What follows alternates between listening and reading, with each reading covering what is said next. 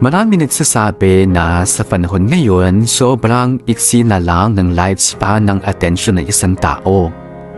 Pwede nasa iyo ang buong atensyon niya ngayon, tapos maya-maya nasa iba na. Pero paano kung never mo namang na-experience na mabigyan ng buong atensyon? Ako nga pala si E, pero tawagin niyo lang ako sa palayo kong Bree. Isang Gen Z na never nakaranas ng masaya at buong pamilya. Ang kwento sa akin ng mama ko bata pa lang daw ako noong nagkahiwalay sila ni Papa. Ilang beses nilang sinubukan na ayusin ang problema nila pero wala na talaga. Minabuti na lang nilang maghiwalay ng landas sa halip na tumira sa isang bahay na puro pasakit at katoksikan lang ang meron. Masama pa ang loob ko sa mga magulang ko dahil hindi nila naparanas sa akin na magkaroon ng masayang pamilya? Somehow, yes. Kaya lang, marami kasi akong nakikita na buo nga ang pamilya pero magulo naman. Away dito, away doon. So kahit pa paano, naiintindihan ko rin kung bakit gano'n na lang ang naging desisyon ng mga magulang ko. Wala kasi o walang kaso sa akin kung palakihin nila ako nang magkahiwalay sila. Ang problema lang talaga never kong naranasan ang mabigyan ng buong-buo na atensyon kahit na nag-iisang anak lang naman ako. Mas maraming time ang mga magulang ko sa kanya-kanya nilang buhay. Bree! Bilisan mo na pagbibihis, mag-aalmusal na tayo. Sige po, tita. Oh, hindi ka pa ba tapos magbihis, Bree? Tapos na rin po ako, ma. Halika na, te. Luto na tong agahan. Hay, salamat. Magkakape lang po ako, ah. At bakit? Masyado na po akong tumataba, O ano naman kung tumaba ka? Mas okay nga yan kaysa maging butot balat ka. Ma, ayoko naman sumikip yung mga uniforme ko, no? Ay nako, dapat nga kumakain ka ng maraming almusal para hindi ka nabili ng snack. Tipirin mo yung baon na binibigay sa'yo ng mama mo. Oo nga naman, Bree. Hindi porket sa private school kita pinag-aral, ibig sabihin nun marami na tayong pera. Lo, pinagtulungan pa ako ng magkapatid, oh. Pinapaalalahanan ka lang. Nga pala ate, next week na yung paglipat namin ni Calvin sa bagong apartment. Nako, next week na ba yon? Ang bilis naman yata. Alam mo naman yung si Calvin Matagal nang pinaghandaan yung pagbubukod namin. Oh, tita, dalawa na lang kami ni mama na maiiwan dito. Papasyal-pasyal pa rin naman ako dito, lalo na tuwing weekends. Tita, alam mo namang ikaw lang yung kaklose ko, Si mama palagi namang busy yan. Ayaw mo yun? Kapag umalis na ako dito, mas magkakaroon kayo ng time mag-ina. Alam ko na, what if ako na lang yung pumasyal sa apartment yun ni Tito Calvin? Pwede rin naman. Welcome ka naman dun. Basta wag mo lang araw-arawin, ha? Bigay mo rin yung privacy niyang tito mo at tita mo. Baka naman araw-arawin mo yung pagpunta doon. Hindi po. Nga pala, sino yung a-attend ng PTA sa school namin? Next week na yun, Nako, hindi ako pwede anak Alam mo namang may klase din ako. May advisory class ako, kaya hindi ako makatakas sa school. O bakit? Hindi na ba ako pwedeng umattend doon? Porket bukod na kami ni Calvin, at siya pwera na ba ako? Yay! Pwede po kayo, tita? Syempre naman. Pwede. Yun! Nako, nandyan na yata yung service ko. Ang aga naman dumating. Oh, babaunin ko na lang tong sandwich, ha? Bree, yung bili namin sa'yo, ha? Kumain ka ng marami. Opo, ma. Mauna na ako. Sige ate, ingat. Ingat, ma. Ang sarap talaga ng kape sa umaga. So, ngayong nakaalis na si ate, meron ka bang gustong sabihin sa akin? Tita? Sino yung lalaking naghatid sa'yo kahapon? Tita! Boyfriend mo? Manliligaw? Classmate ko lang po yun. Asus, classmate lang daw. Hinatid-hatid ka pa uwi at bit-bit yung bag mo, classmate lang. Tita naman eh. Boyfriend mo na yun ano? Hindi Nandiligaw sa'yo? Opo. Ay, sabi na nga, be. Alam na ba ng mama mo yan, ha? Shh! Tita, secret lang natin to. Alam mo naman yung si Mama mag-react eh. Sasabihin na naman nun pinapabayaan ko yung pag-aaral ko kahit hindi naman. Eh, hindi nga ba? Syempre hindi, ang tataas kaya ng grades ko. Tita, please. Promise mo sa akin na hindi mo sasabihin kay Mama, please. O sige, sa isang kondisyon. Po? Kailangan magpakilala sa akin yung lalaking yan ng personal. Alo? Uwe, ayaw mo yata. Di sige. Ititext ko na si ate ngayon mismo. Uy, tita, wag! Sige po, sasabihin ko sa kanya na dumaan dito mamaya pag uwi. Okay, good. Siguraduhin mo lang na magpapakita sa akin yan, kundi ako mismo ang magsusumbong sa mama mo. Opo, tita.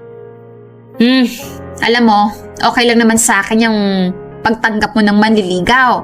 Basta ang sa akin lang, dapat kilala namin ng personal. Kung malinis ang intensyon niyan sa'yo, hindi matatakot na magpakilala sa amin yung manliligaw mo. Introducing Tita Cheche, ang kaisa-isang kapatid ng mama ko. Bakit ko siya ibinibida sa kwento ko? Simple lang naman. Siya lang kasi ang nakakapagbigay sa akin ng atensyon na hindi ko nakukuha sa mga magulang ko. Siya ang nakikinig sa mga kwento ko, regardless kung maganda ito o hindi. Siya ang nakakaalam ng lahat ng nangyayari sa buhay ko. Nung naghiwala yung mga magulang ko, naiwan ako sa poder ng mama ko na wala namang time para sa akin dahil busy siya sa pagiging isang public school teacher. Hindi naman siguro lingid sa kaalaman natin na karamihan sa mga teacher na kagaya ng mama ko ay napakaraming gawain bukod sa pagtuturo. Nandyan ang walang katapusang class record, lesson plan at paminsan-minsan marami pang gawain na ipinapasa ang school sa kanila. Ang resulta, nakahati ang atensyon nila. Sa halip tuloy na ituon sa pamilya ang natitirang oras nila, napupunta patuloy sa mga take-home activities. At ang madalas na nagsasuffer ay yung mga anak na halos hindi nabibigyan ng sapat na pag-aaruga at pag-aasikaso. Sa kalagayan ko, hindi ko masyadong dinadamdam ang kakulangan ng atensyon ni mama sa akin. Total nandiyon naman ang tita Cheche ko. Siya na halos ang naging nanay at ate ko. Siya ang napagsasabihan ko ng mga sikreto ko at siya rin ang nakakasama ko sa mga mahalagang okasyon sa buhay ko. Eto kaya, tita, okay na ba tong dress na to? Parang nakukulangan ako eh. Pero tita, favorite color ko tong yellow at saka ang ganda niyang tignan sa akin Bagay na bagay sa skin tone ko. Diba, babe? Oo, pero mas bagay ka sa akin eh. Sira, tinatanong ng maayos eh. Kahit ano namang isuot mo babe, maganda ka eh. O sige, ganito na lang. Yan na lang ang isuot mo sa umpisa ng program and then maghahanap tayo ng mas bonggang dress para sa 18 Roses. Okay ba yon? Okay po, tita. Babe, ako last dance mo ha. Oo naman, syempre. Ano ka mo? Last dance? Opo, tita. Bakit? Hindi ba pupunta ang daddy mo? Hindi ko pa po alam mukhang malabo po. Natanong mo na ba sa mama mo? Hindi pa po. O tanong mo muna. Para sure tayo. Kumusta yung paghahanap niyo ng susuotin mo sa debut? Okay naman ma. Nakahanap na po kami ng para sa umpisa ng program tapos yung para sa 18 Roses, mag-rent na lang po. Okay. Natanong mo na. Po? Ano yun? Anong itatanong? Ma, makakapunta po kaya si Papa sa debut ko? Yun ang hindi ko alam. Di ba nagkakausap pa naman kayo, ma? Pwede niyo po bang tanungin sa kanya? O sige, hayaan mo't ite-text ko. Sige po. Kailan pwedeng malaman kung makakapunta siya? Hindi ko lang sure. Alam mo naman yung papa mo, may pagka-busy yun eh. Okay po. Bakit hindi na lang ikaw yung kumausap? May Facebook naman yun ah.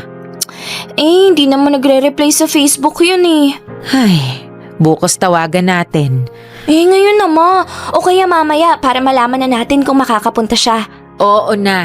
Teka, bakit ba madaling-madali ka namang malaman kung makakapunta siya o hindi? Para mailagay na po sa program. Sabihin mo na kasi yung totoo. Tita! Anong totoo? Meron ba akong hindi nalalaman? Go na, Bri. Sabihin mo na. Ganon din naman malalaman din ni ate yan. Mainam na ngayon pa lang, masabi mo na sa kanya. Ang alin? Ano kasi ma, kaya gusto kong malaman kung makakapunta si Papa. Para sana malaman ko na kung sino yung last dance ko sa 18 Roses. Kasi kung hindi siya makakapunta, si Kenny na lang yung ilalagay ko. Kenny? Sinong Kenny? Classmate ko po. Boyfriend niya, ate. Tita naman eh. Boyfriend? May boyfriend ka na? Opo. Teka, bakit hindi ko alam to ha? Bakit kayong dalawa lang nakakaalam? Ate, nahihiya pa kasing magsabi yung bata. Nagdadalaga pa yung anak mo hayaan mo na. Diba ang kabilin-bilinan ko, wag ka munang magbo-boyfriend hanggat hindi ka pa nakakatapos sa college. Ate, Ni hindi mo man lang pinakilala sa akin yung lalaki na yan bago mo sagutin. O baka naman hindi nanligaw sa'yo. Baka bumigay ka kaagad. Paano ko ipapakilala sa'yo palagi ka namang wala? Darating ka sa gabi, kakain ka lang saglit tapos class record na naman aasikasuhin mo. Pag weekend naman, nagsaseminar ka na hindi mo na nga ako kinakausap eh. Hindi mo nga alam yung mga nangyayari sa buhay ko. Ano ka mo? Buti pa nga si Tita Che, kahit nakabukod na palagi pa rin updated sa akin. Busy ako sa pagtatrabaho para sa'yo. Para mabigyan ka ng magandang buhay at para mabili lahat ng pangangailangan mo. Tapos pagbo-boyfriend pa yung uunahin mo? Pues hindi lang pera niyo ang kailangan ko. Kung may time lang sana kayo para kilalanin si Kenny, hindi sana kayo nagkakaganyan. Ang problema sa inyo, napaka-OA niyo mag-react eh. Hindi niyo pa nga kilala yung tao. Si Tita Cheche nga kilala na si Kenny eh. Hindi nanguhusga ng ganyan. Tapos kayo walang kaalam-alam, kayo pa yung may ganang manghusga? Aubrey, hindi kita pinag-aral sa private school para sagot-sagutin lang ako ng ganyan ha? Walang kinalaman yung pag-aaral ko dito, ma. Walang kinalaman yung eskwelahan ko sa nararamdaman at pinagdadaanan ko. Tungkol to sa kawalan nyo ng time sa akin bilang anak nyo. Mas itinuturing nyo pa nga atang anak yung mga estudyante nyo eh. Dahil nagtatrabaho ako ng mabuti para sa... Para sa akin na naman? Para sa future ko? Paano yung present, ma? Kaka-future nyo, wala na kayong alam sa pinagdadaanan ng anak nyo. Aubrey, bumalik ka rito! Aubrey! Never naman talaga ako nagdamdam sa kakarampot na atensyon na nakukuha ko kay mama. Gaya nga ng sinabi ko, nandiyan naman kasi si Tita Cheche para punan yung mga pagkukulang na yun. Pero nagpasama ng loob ko yung naging reaction niya nung nalaman niyang meron na akong boyfriend nang hindi sinasabi sa kanya. As if naman kasalanan ko kung bakit hindi niya alam ang mga kaganapan ko sa life. Siya naman tong madalas nawala. Kung nandito man siya sa bahay, wala naman sa akin ang atensyon niya kundi nasa class record, Manila paper at laptop. Bibihira siyang mag-allot ng time para kausapin ako o para alamin ang mga pangyayari sa buhay ko.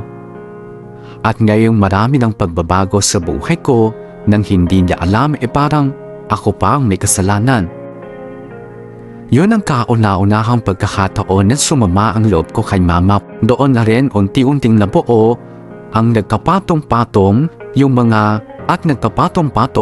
hinanakit ko sa kanya dala ng kawalan niya ng oras para sa akin. Dati-rati kasi hindi ko masyadong naiisip ang mga kakulangan ni mama. Pero ngayong hindi sa amin nakatira si Tita Cheche, mas madalas na akong mag-isa. At sa tuwing dumarating yung mga pagkakataon na wala akong makausap, kung ano-anong pakiramdam ang bumabagabag sa akin.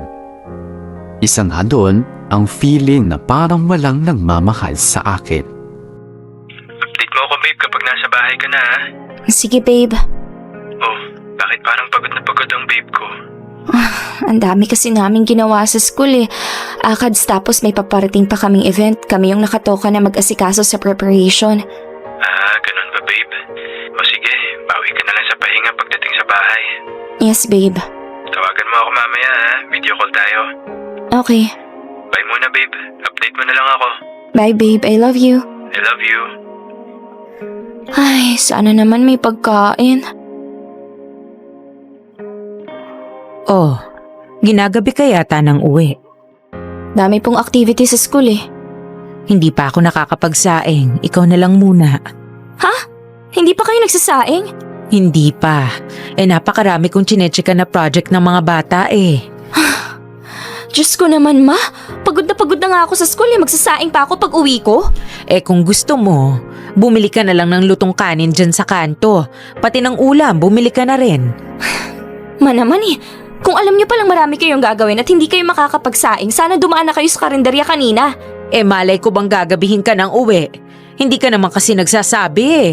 Hindi naman kasi kayo nagtatanong. Malaki ka na, Aubrey. Dapat kaya mo na ring alagaan yung sarili mo. Hindi yung lahat iaasa mo pa sa akin. Alam mo namang ang dami ko ring iniintindi. Ang daming iniintindi na puro trabaho na naman. Kakatrabaho nyo, nakakalimutan nyo nang may anak kayo. Pwede ba kahit sandali lang, ipahinga nyo muna yung pagiging teacher nyo at magpakananay naman kayo? Bakit ba masyado mong minamasama yung pagtatrabaho ko? Hindi lang naman para sa akin to ah. Oo na, gets ko na. Para sa akin na naman. Yan naman palaging sinasabi nyo sa akin eh. Aubrey, sana naman maintindihan mo kung gaano kahirap maging teacher. Pagkatapos ko magturo sa school maghapon, magche-check pa ako ng mga quizzes, ng assignment, ng project. Sa gabi naman, mag-aasikaso ako ng lesson plan. Buti sana kung may katuwang ako sa pag-aayos dito sa bahay. Wala naman eh. So anong gusto nyo? Ako pagagawa nun para sa inyo? Kahit weekend lang sana, anak. Kahit yun na lang sana maitulong mo sa akin. Ano kaya kung kahit weekend man lang, magpakananay ka? Aubrey naman. Alam mo namang uma-attend pa ako ng mga seminar, di ba? Kailangan ding umusad ng career ko bilang teacher. Ang tagal-tagal ko ng teacher sa public school, hindi pa umuusad yung rank ko. Di sige, unahin niyo yung pagiging teacher nyo. Kalimutan nyo nang may anak kayo nagugutom at nangangailangan ng pag-aalaga nyo. Teka, saan ka pupunta? Aalis, sa ibang bahay na lang ako makikikain. Bumalik ka rito, Aubrey! Tapos ka na kumain babe? Oo babe, salamat Buti na lang palagi kang nandyan. Wala yon. Part yan ng pangako ko na alagaan kita. Buti ka pa na alagaan mo ko. Samantalang yung mismong nanay ko, nakalimutan na yata ako. Shh! Huwag mong sabihin yan, babe. Baka talagang busy lang din si tita. Mahirap din kaya maging teacher. Yung atensyon niya palagi na lang nasa class record. O kaya nasa mga notebook, libro, laptop. Kailan ko kaya mararanasan maalagaan bilang anak? Huwag kang mag-alala, babe. Kung hindi ka maalagaan ni tita, ako ang mag-aalaga sa'yo. Talaga? Oo, promise ko yan sa'yo. Thank you, babe. Thank you lang. I love you. I love you too, babe.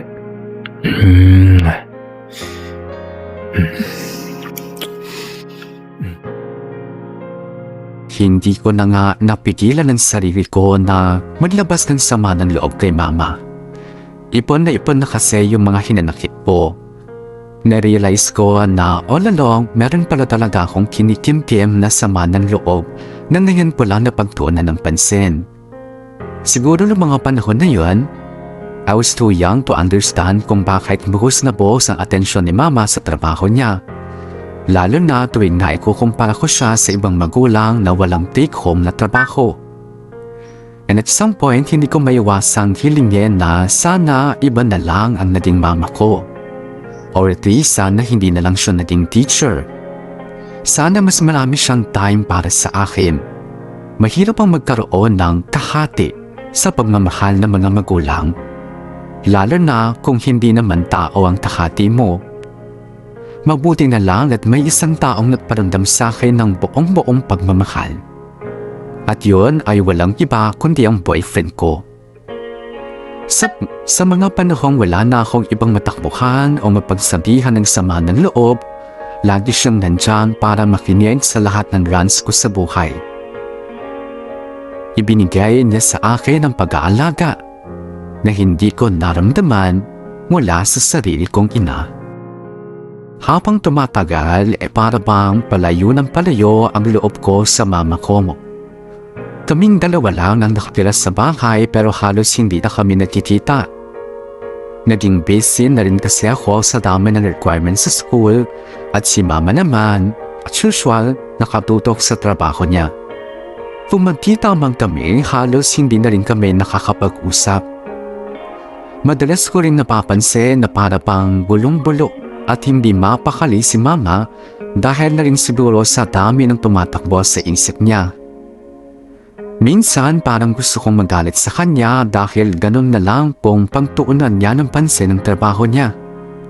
Minsan naman naaawa din ako dahil malaki din yung naging epekto sa kanya ng pag-alis ni Tita Cheche. Wala na siyang nakakatulong sa mga gawaing bahay, kaya mas lalong naging mahirap para sa kanya ang pagsabayin ang pagiging isang ina at pagiging isang teacher.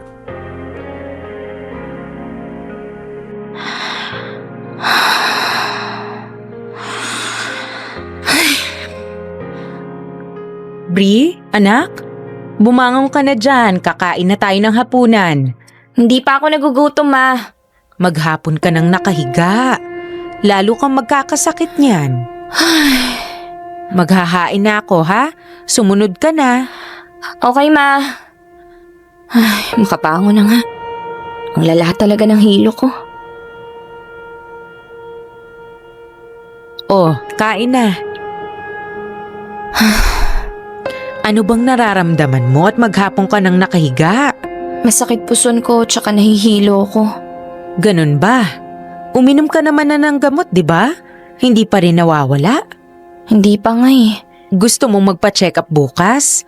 Hindi na, mukhang hindi naman na kailangan. Anong hindi na kailangan? Maghapon kang nakahiga dahil sa nararamdaman mo. Mainam nang mapatingnan yan para maagapan kung ano man. Hindi na nga kailangan, natural lang to. Anong natural pinagsasasabi mo? Buntis ako, ma. Ha? Ano? Huwag mo akong pinaglololoko bata ka, ha? Hindi magandang biro yan. Nakabuo kami ni Kenny. Pangatlong PT ko na, puro positive yung lumalabas. Bakit parang wala lang sa'yo? Parang hindi ka naman lang nag-aalala. Bakit? Ano ba dapat maging reaksyon ko? Dapat ba ako magpanik? Required bang maging OA kapag nabuntis? Bri, ang bata-bata mo pa. Hindi ka pa nga nakakagraduate sa college eh. O ano naman? Marami naman dyang nanay na pero nag-aaral pa sa college. Hindi yun ang pangarap ko para sa'yo. Ang gusto ko, makapagtapos ka muna bago O ka. di sana ginabayan niyo ako kung yan talaga yung pangarap niyo para sa akin. Hindi yung inuuna niyo pa yung mga lesson plan niyo, yung mga seminar niyo. Puro kayo, pangarap para sa'yo, para sa atin. Palagi naman kayong wala. Bri, kailan mo ba maiintindihan na iba ang diskarte ko bilang nanay at teacher? Hindi madali para sa akin ang pagsabayin pareho. Ang kailangan ko lang, makipagtulungan ka. Tulungan mo rin yung sarili mo. Ay, naku. Napakaraming drama. Yan ang ayaw na ayaw ko eh. Makaalis na nga lang muna dito. Saan ka pupunta? Sa asawa ko. Kasi siya palaging nandyan, hindi kagaya niyo na palaging wala.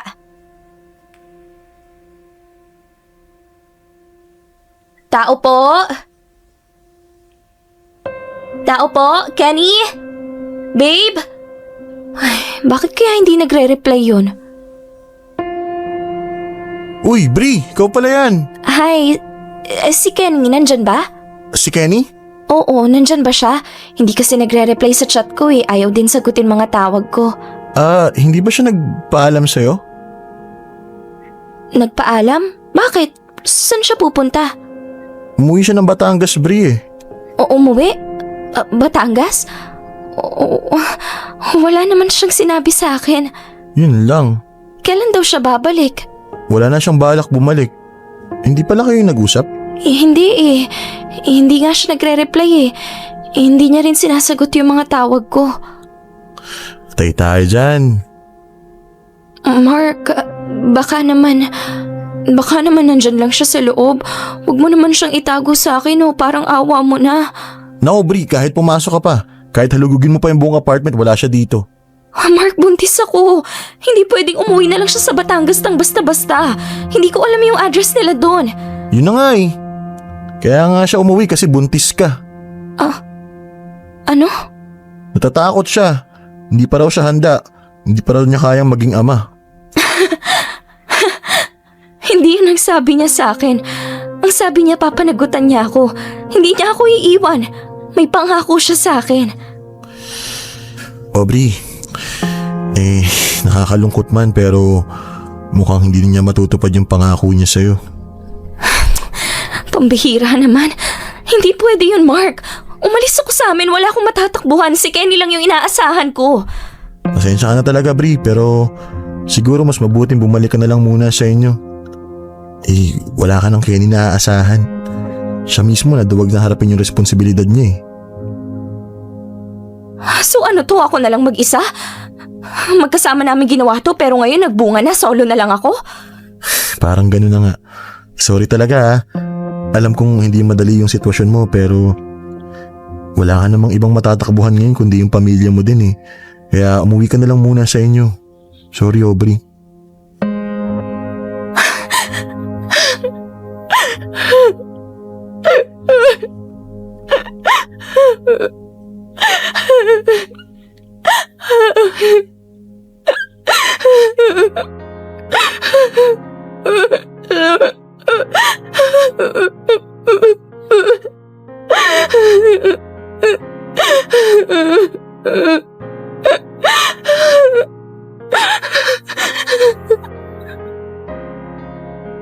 Parang wala lang sa akin noon nung nalaman ko nagdadalang tao ako.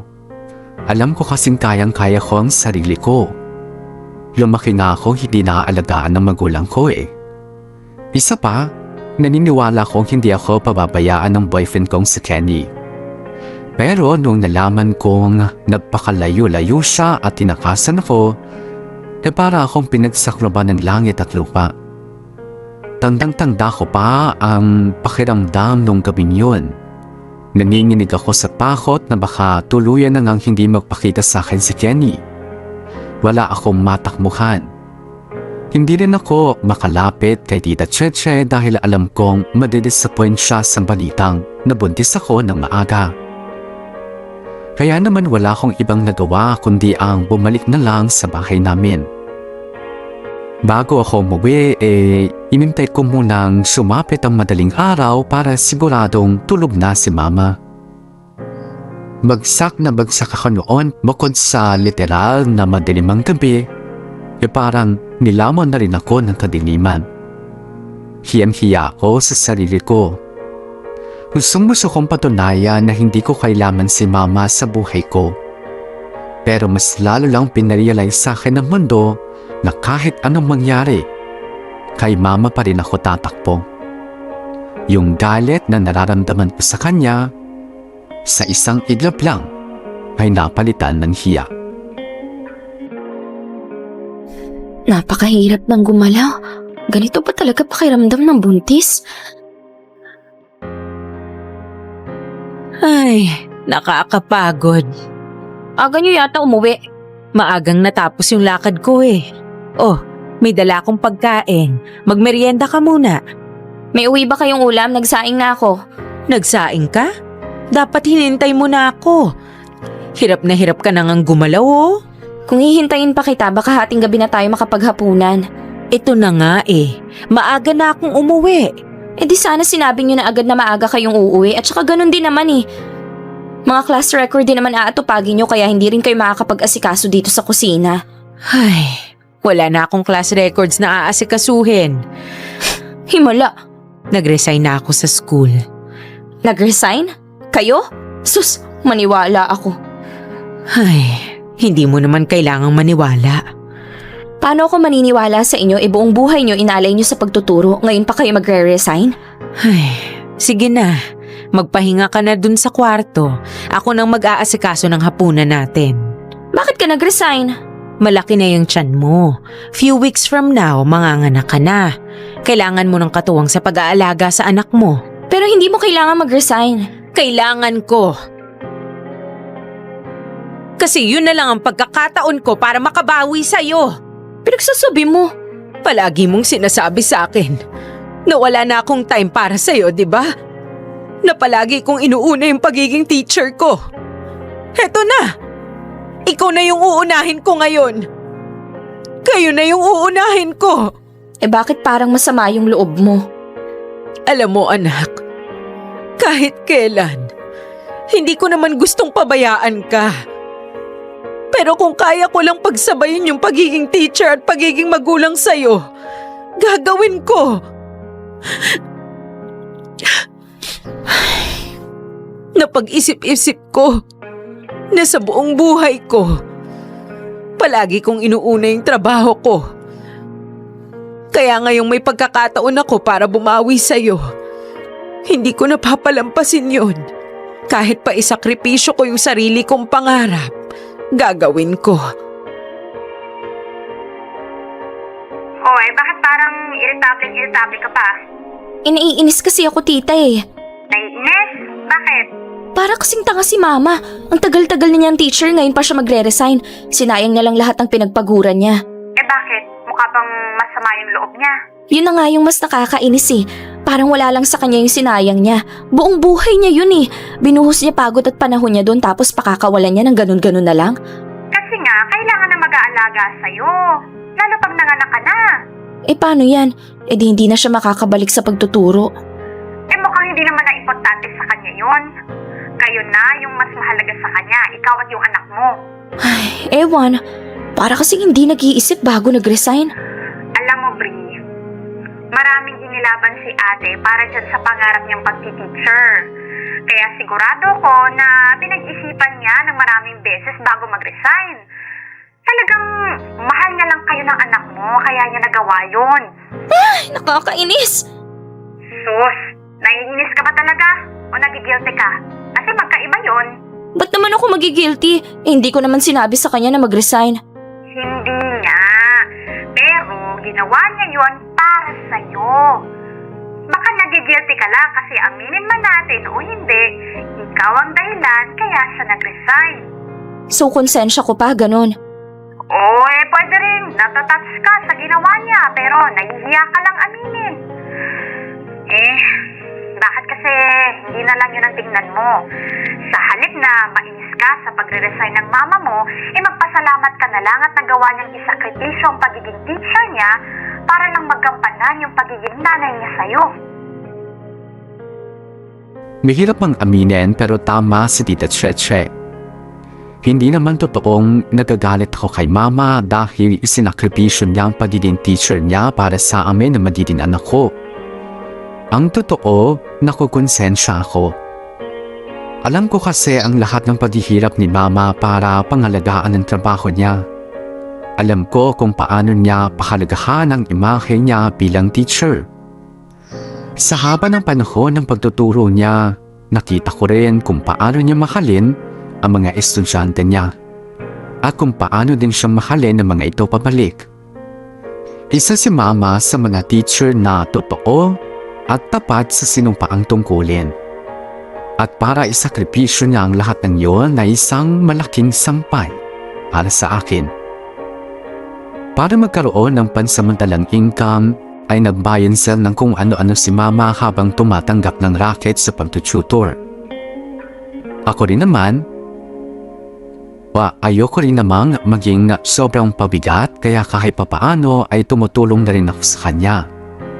At sa mga panahong unti-unting nanunumbalik ang magandang pagsasama namin ni mama, napuno ako ng tuwa.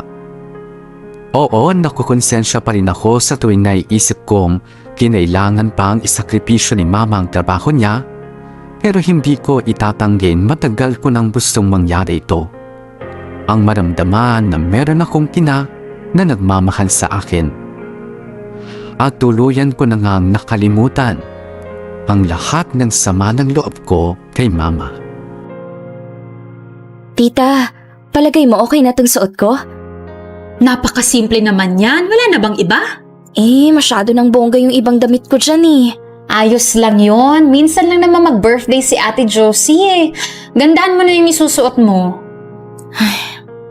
Baka mamaya magalit pa sa akin yun. Ayaw na ayaw pa naman nun na natatalbugan siya. Hindi yan. Baka nga matuwa pa yun eh. Go na, magbihis ka na. Naku, ngayon pa umiyak si baby kung kailan gumagayak na. Teka lang tita ha, patatahanin ko lang saglit. Pep. Ako na ang magpapatahan kay baby. Sige na, ituloy mo na yung pagbibihis mo. Sige po.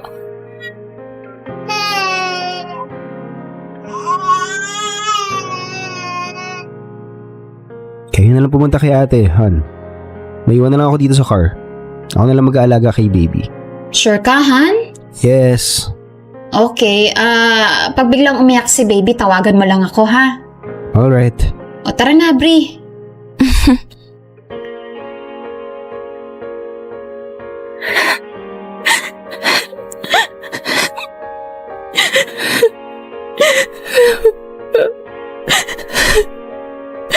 Sige na, Bri. Ilapag mo na yung bulaklak sa puntod ni ate. Happy birthday, Ma. Happy birthday, ate. Sayang, hindi ka na namin makakasama mag-celebrate. Iniwan mo na kami. Ma, alam kong naririnig mo ako kung nasan ka man. Gusto ko lang malaman mo na sobrang nagpapasalamat ako sa lahat ng sakripisyo na ginawa mo para sa amin. Si baby, nag-uumpisa na siyang tumayo. Huwag kang mag-alala sa amin, Ma.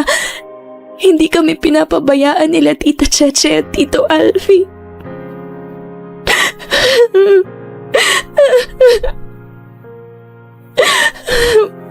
Ma, sana mapatawad mo na ako sa mga pagsagot-sagot ko sa'yo noon.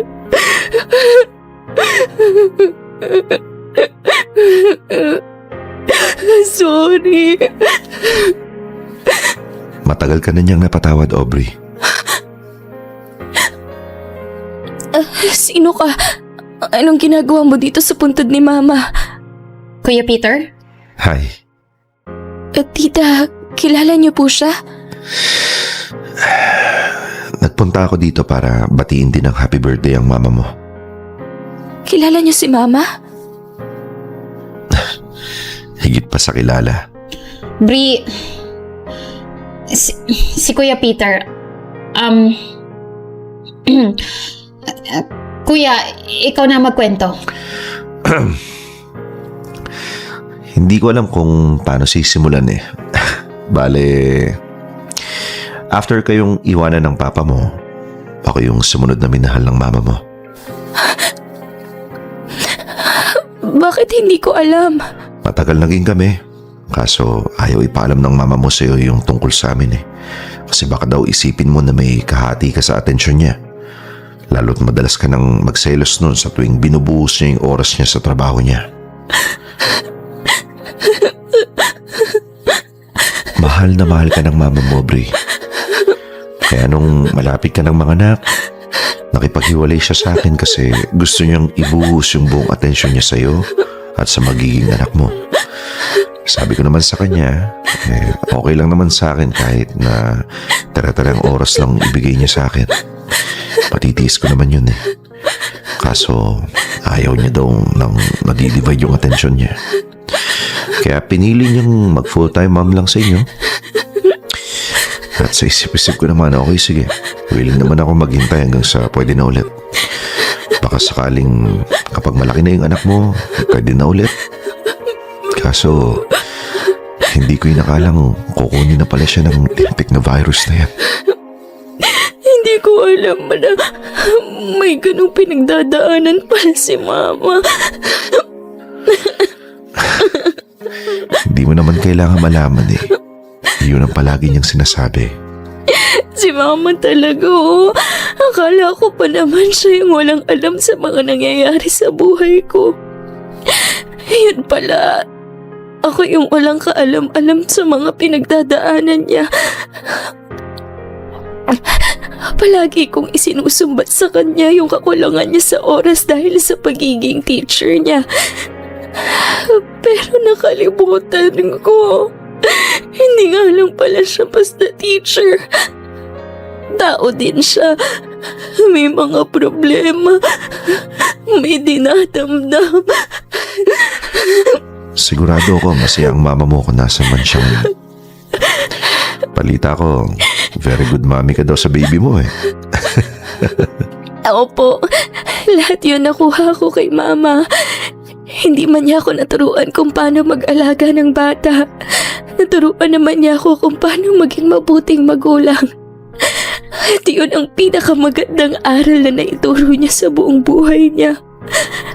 Dahil doon, masasabi kong isa nga siyang ganap na teacher. Tagumpay siya bilang isang guro. Hindi siya nabigo na ituro sa akin ang pinakamalaking aral na natutunan ko sa buong buhay ko. Yon ay kung paano maging isang mapagmahal na magulang. Kung ano o sino man ako ngayon bilang isang Mommy Brie, lahat ng yon ay dahil kay Mama.